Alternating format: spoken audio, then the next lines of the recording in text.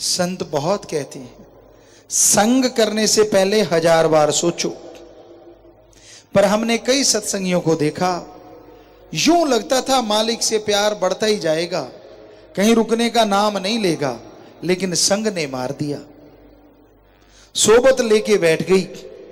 जब हम उनको देखते हैं बड़ी हैरानी होती है, यार इनका तो प्यार बड़ा निरोल था, अडोल था, चढ़ता ही जा रहा था जैसे पतंग आसमान में चढ़ती है। और फिर जब निगाह मारते हैं तो पता चलता है माड़ा संग। संग सोहबत इंसान को ले डूबती है, क्योंकि संगी साथी जो होते हैं वो राम नाम की बात तो पल्ले पड़ने ही नहीं देते। पुराने टाइम में खेला करते थे, बॉल फेंकते थे। आज क्रिकेट की बात ले लो, पर पहले बॉल फेंकते थे और सामने खुंडी लेके खड़ा बंदा बॉल को गिरने नहीं देता था, पहले ही ठोक देता था। बेसबॉल मान लो आप। तो ऐसे बुरा संग जो लोग करते हैं, राम नाम की बात को तो गिरने नहीं देते, पहले ही उड़ा देते हैं। ऐसे संगी साथियों के साथ बैठ बैठ के, उनका संग कर करके पिछली भक्ति, अपने सगे संबंधियों ने जो जोड़ा था, रिश्ते वालों ने जो प्यार मोहब्बत करना सिखाया था, बंदा उससे दूर हो जाता है। फिर बरकतों में कमियां आ जाती हैं। शुरुआत यहां से होती है। फिर उसको लगता है नहीं मेरी भक्ति तो सही थी, भगवान ने मेरे साथ ऐसा क्यों किया। अपनी कमी फिर भी नहीं ढूंढते, अपनी कमियां ढूंढो, गलत संग करना छोड़ दो। यारी करनी है तो रब से करो ना। हम ये नहीं कहते कि किसी के साथ संबंध ना रखो, रखो, पर आंखों के पट्टी मत बांधो, धृतराष्ट्र मत बनो। अगर कोई गलत कर्म करता है, उसका संग कर रहे हो, या तो उसको सुधारो, नहीं तो खुद ही किनारा कर लो। कहीं ये ना उसको सुधारते सुधारते खुद बिगड़ जाओ, फिर पछताओगे। तो गलत संग नहीं करना चाहिए। स्कूल में, कॉलेज में कुछ बच्चे ऐसे होते हैं, यार ये पुड़ी लेके देख, यार तू तो मर्द ही नहीं है, तू तो औरत है, पुड़ी ले नहीं सकता, इतना घबराता है। तो कहो भाई मैं तो डरपोक ही अच्छा। उनके झांसे में मत आया करो, क्योंकि वो एक पुड़ी दी, 8-10 पुड़ियां फ्री में आएंगी और फिर आपका पैसा लुटना शुरू हो जाएगा और आप टोटली बर्बाद हो जाएंगे। इसलिए संग सोहबत गलत कभी ना करो। जब इंसान गलत सोहबत करता है, गलत संग करता है, तो वो पछताता रहता है, दुखी होता रहता है। हमेशा सच का साथ दो, सही लोगों का साथ दो। गलत लोगों का संग करोगे तो परेशानियां आएंगी, मुश्किलें आएंगी। इस दौर में अगर वो अंदर का खजाना हासिल करना चाहते हो तो बहुत जरूरी है आप संग अच्छा करें और सर्वश्रेष्ठ सत्संग जरूर करें। सत्संग सुन लेते हो,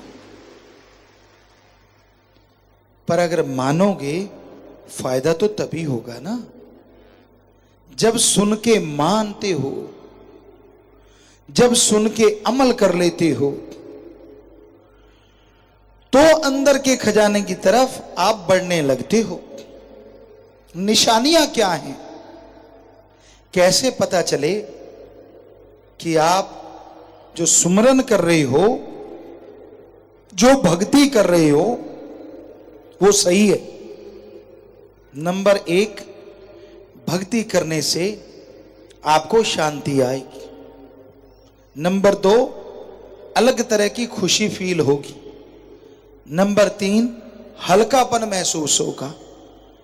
नंबर 4, टेंशनें कम होने लगेंगी। नंबर 5, अलौकिक नजारे आने लगेंगे। संत पीर फकीर के रूप में भगवान सामने प्रत्यक्ष, सपने में अप्रत्यक्ष आपको नजारे देने शुरू कर देंगे।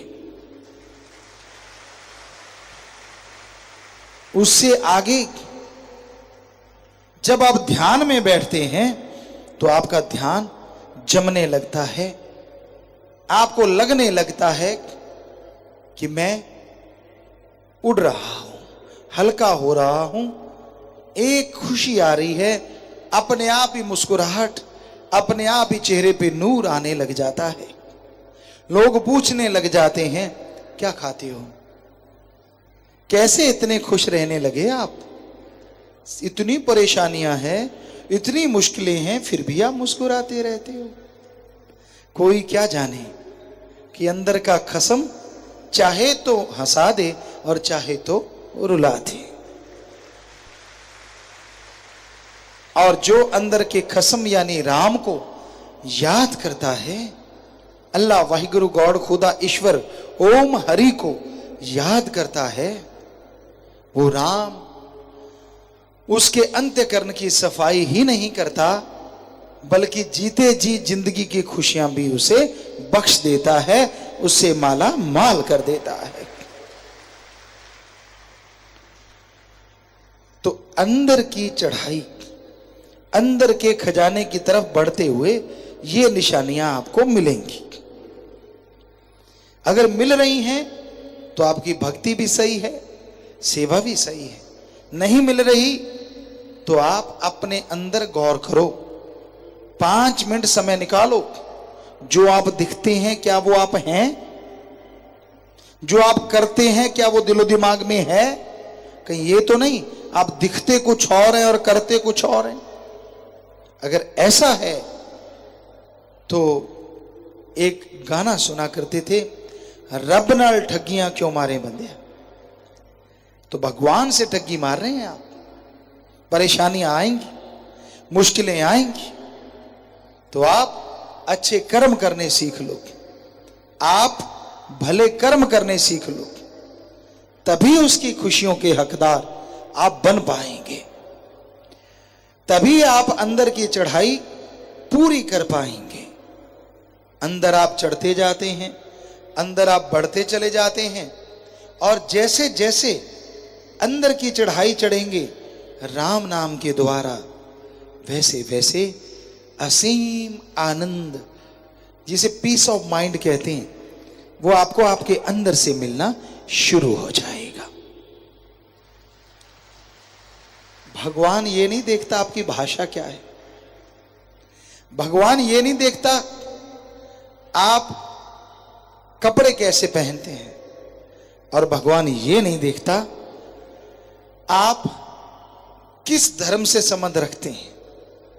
भगवान यह देखता है आप उसके लिए यानी भगवान के लिए कितना तड़पते हैं, आप उस मालिक के लिए कितने व्याकुल होते हैं। जिस तरह साजो सामान के लिए आप व्याकुल होते हैं, उसी तरह अगर आप मालिक के लिए व्याकुल हो जाएं तो जन्मों जन्मों की व्याकुलता, जन्मों जन्मों की परेशानियां आपकी जड़ से खत्म हो जाएंगी। इंसान अंत्यकरण की चढ़ाई करना तो चाहता है, कौन नहीं चाहता कि भगवान का रिमोट कंट्रोल उसके हाथ में हो। जब दिल करे बरसात करवा ली, जब दिल करे मौसम चेंज, कोई बीमारी आने लगी बटन दबाया बीमारी उड़ गई, कोई परेशानी आने लगी बटन दबाया परेशानी उड़ गई, खुद ने उड़ना चाहा बटन दबाया उड़ रहा है। कौन नहीं चाहता ऐसी खुशियां? सबका दिल करता होगा, हर कोई चाहता होगा कि ऐसी खुशियां मिले, तो फिर देर किस बात की। वो रिमोट कंट्रोल राम ने, ईश्वर ने आपके अंदर रख रखा है। एक बार तो उस तक पहुंचना पड़ेगा। बच्चे खेला करते थे, हम भी देखा है, एक आध बार खेले होंगे, सांप सीढ़ी ऐसे नाम से एक गेम हुआ करती है। उसको प्लास्टिक के नंबर से होते हैं, हिलाते हैं, नंबर आते जाते हैं, आते जाते हैं। बीच में तरह तरह के सांप बैठे खाते हैं और पूंछ से निकाल देते हैं। कई घर में पहुंचते पहुंचते फिर से धरती पे आ गिरते हैं। भक्ति का मार्ग भी कुछ ऐसा ही है।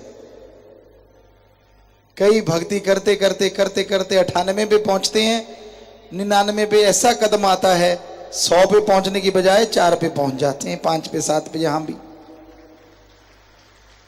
और फिर उनको दिल नहीं लगता। कहावत है पंजाबी में, जिसने खादे लप गड़पे बनदा की फिर उंगल चट्टे। मजा नहीं आता जिंदगी का, पर इसमें क्या है, फिर से प्रयास कीजिए। क्या आपने बच्चों को नहीं देखा, चाहे वो 99 वाले सांप ने 98 वाले ने खा लिया, लेकिन फिर से चढ़ना शुरू कर देते हैं और कहते हैं कोशिश करने वालों की कभी हार नहीं होती। गिर गए तो क्या हुआ, मन ने गिरा दिया तो क्या हुआ, अहंकार, काम, वासना, क्रोध, लोभ, मोह जिसने भी गिरा दिया तो क्या हुआ। लगे रहिए, यकीन मानिए मंजिल पे पहुंच जाओगे, जरूर पहुंच जाओगे। पर वहां से कहीं खेलना बंद मत कर देना कि मैं तो नीचे पहुंच गया अब थोड़ी चढ़ पाऊंगा। ऐसा नहीं होता, टाइम ज्यादा लगता है। अब वो बच्चे को भी टाइम ज्यादा लगता है। किस्मत अच्छी हो तो कई बार बड़ी बड़ी सीढ़ियां मिलती हैं तो दूसरों से भी पहले पहुंच जाता है। तो उसी तरह आप राम पे, सतगुरु मौला पे दृढ़ यकीन रखिए कि जरूर किस्मत अच्छी बनाएगा। और जो टाइम पीरियड आपका गलती से गुजर गया वो जल्दी से आप कवर करके फिर से मालिक की खुशियां हासिल कर पाओगे। पर उसके लिए संग सोहबत बदलनी होगी। गलत संगी साथियों का साथ हमेशा पीछे पीछे ले जाता है, और सही संगी साथी होंगे, राम नाम आप जपते रहेंगे तो फिर से मंजिल पे पहुंचने में देर नहीं लगेगी। तो इसी तरह मंजिल पे पहुंचने के लिए, अंत्यकरण की खुशियां हासिल करने के लिए राम का नाम जपते रहिए, प्रभु का नाम लेते रहिए। जैसे जैसे प्रभु का नाम लेते जाओगे, आपके अंदर की सीढ़ियां आप तय करते जाओगे और भगवान की तमाम खुशियों के हकदार बनोगे। और अंदर का वो रिमोट कंट्रोल आपके हाथ में होगा और आप बेइंतहा खुशियों के स्वामी बन जाएंगे। आज के दौर की और बात करते हैं। आज के दौर में इंसान इंसानियत छोड़े बैठा है, मानवता को छोड़ चुका है, समय की पहचान नहीं करता, समय को बर्बाद करने पे लगा हुआ है। समय का सदुपयोग कैसे लिया जाए? समय का सदुपयोग अगर आप करना चाहते हो, सुबह सवेरे उठो, उठने के बाद, फ्रेश होने के बाद, रफा हाजत जाने के बाद आप चहलकदमी करते हो, जिसे वॉकिंग कहते हैं, टहलते हो, बड़ी अच्छी बात। टहलिए, दौड़िए, घूमिए, लेकिन पैरों से, शरीर से, हाथों से, जीभा से राम नाम को घुमाइए, ख्यालों को ईश्वर की याद में लगाइए। वो घूमना भी सफल हो जाएगा, शरीर भी तंदुरुस्त होगा और आत्मा को भी खुराक मिलती जाएगी। कितना बढ़िया है ये, कुछ करना ही नहीं पड़ा। घूमने का घूमना और रूहानियत का फायदा, कितनी खुशियां मिलेंगी आपको। आप सोच भी नहीं सकते। तो ईश्वर नाम कितना आसान है, इतना आसान दुनिया में कुछ और नहीं है जितना आसान प्रभु का नाम लेना है। काम धंधा नहीं छोड़ना पड़ता, बिजनेस व्यापार नहीं बदलना पड़ता, धर्म जात मजहब नहीं बदलना पड़ता। बस समय के साथ साथ ईश्वर का नाम ले सकते हो। जिस तरह गाड़ी ड्राइव करते हो आप, ड्राइविंग करते रहिए और साथ में जीभा से ईश्वर का नाम लेते जाइए। अब जीभा से तो कोई क्लच ब्रेक नहीं दबाना, कोई एक्सीलेटर नहीं दबाना, हाथों पैरों से गाड़ी चलाते रहिए और जीभा ख्यालों से राम का नाम घुमाते रहिए।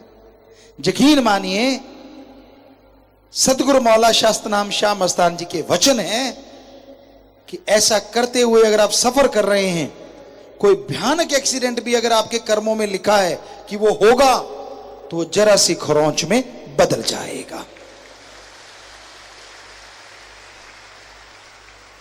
तो है ना, पुण्य का पुण्य और फड़ियों की फड़ियां। गाड़ी बच गई, शरीर बच गया, कितने लाखों रुपए लगने थे वो बच गए, और ईश्वर की भक्ति फल फूल रही है, वो तो अलग बात है ही है।